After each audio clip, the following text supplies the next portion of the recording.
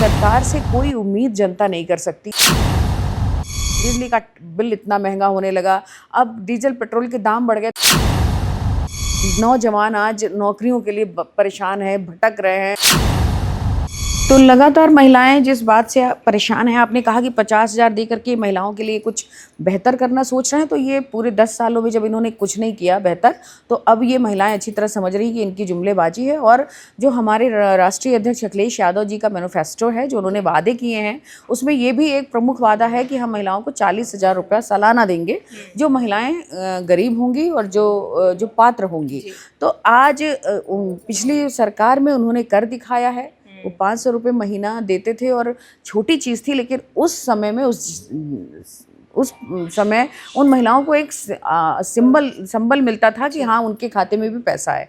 इस सरकार ने जहाँ भी बातें कही, बातें ही रह गई। बिहार में 10,000 पहले दिया जब चुनाव होने वाला था, उसके बाद से अब तक सब जगह आप देखेंगे कि लगातार महिलाएं मांग रही हैं, परेशान हैं, लाइन लगा रही हैं और कुछ नहीं हो रहा है।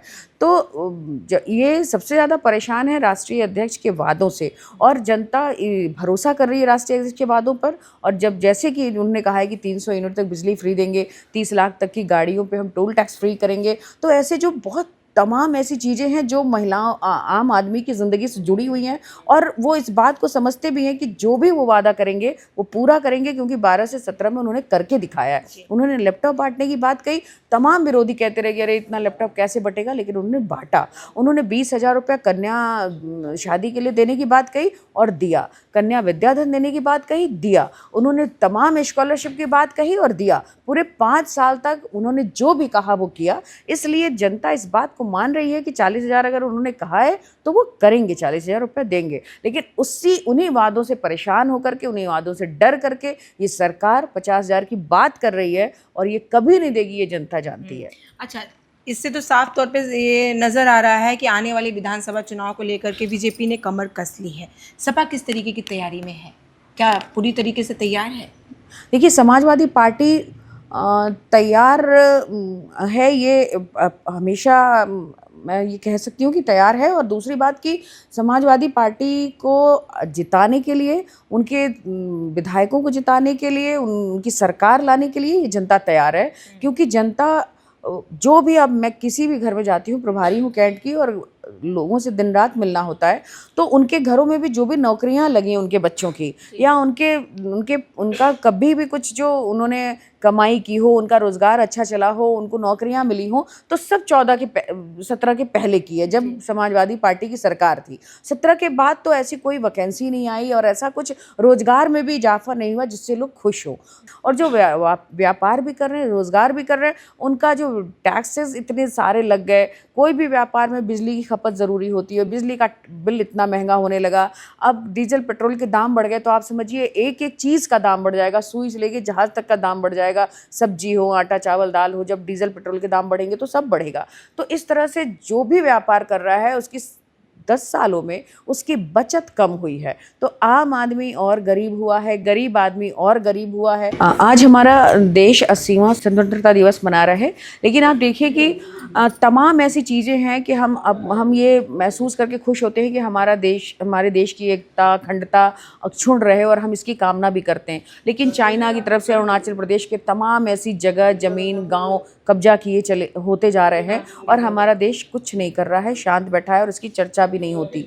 आप लगातार हमारी पर कैपिटा इनकम इतनी गिरती जा रही है कि प्रति व्यक्ति आय आज बांग्लादेश से भी हमारा कम है, जिनकी हम लगातार सहायता करते रहते हैं, जिनको हम अपने से छोटा समझते हैं, वो उनकी भी प्रति व्यक्ति आय आज हमारे देश से अधिक है।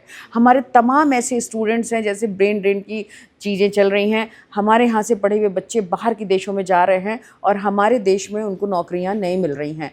तो हम आज किस बात पे खुश हों? हमारे किसानों को आज 80 साल बाद भी बीज नहीं मिल रहा है। नौजवान आज नौकरियों के लिए परेशान हैं, भटक रहे हैं, और मजबूर हैं एमटेक बीटेक करने के बाद एडहॉक पे नौकरी करने के, और 10-12 हज़ार की नौकरी करने पे, संविदा की नौकरी के लिए लोग परेशान हैं।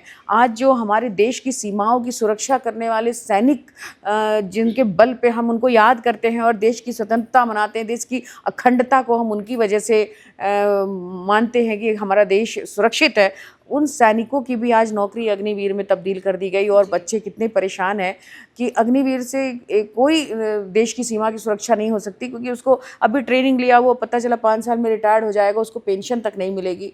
हमारे तमाम ऐसे बच्चे हैं जिनको पेंशन, अब जो नौकरियां अगर सरकारी मिल भी जा रही है तो उनको पेंशन नहीं मिल रही है। तमाम ऐसे जो पुराने लोग हैं जो रिटायर्ड हो गए और उन्हें भी पेंशन नहीं मिल रही है। तो आज हमारे राष्ट्रीय अध्यक्ष जी ने कहा कि जैसे ही सरकार बनेगी हम पेंशन बहाल करेंगे। ये बहुत बड़ी बात होती है कि आदमी थोड़ा सा रिलैक्स होकर के और अपनी रिस्पॉन्सिबिलिटी निभाते हुए काम करता है। लेकिन इस देश की सुख चैन इन 10 सालों में पूरी तरह से बर्बाद हो चुका है। कोई भी ऐसा तबका, कोई भी ऐसा वर्ग आज खुश नहीं है और एकदम से श्योर नहीं है कि हाँ हम जो कर रहे हैं वो सही है। आप बनारस को ले लीजिए, आप इधर पिंडरा की तरफ जाइए तो 100 गांव काशी द्वार के नाम से ले लिए गए, अधिग्रहण कर लिया गया, उसको पीपीपी मॉडल पे दे रहे हैं। मतलब किसानों की जो 20-25 लाख रुपए ज़मीन बिक सकती थी उसको आप ले रहे हैं और 4 लाख रुपए उनको दे करके आप देखिए वरुणा कॉरिडोर को के नाम पर तमाम भूमि अधिग्रहण की जा रही है। उनको एक नोटिस तक नहीं दिया गया, उन्हें बताया भी नहीं गया कि आपकी ज़मीन कैसे ली जाएगी, क्या बनाया जाएगा, आपको इसके बदले क्या दिया जाएगा।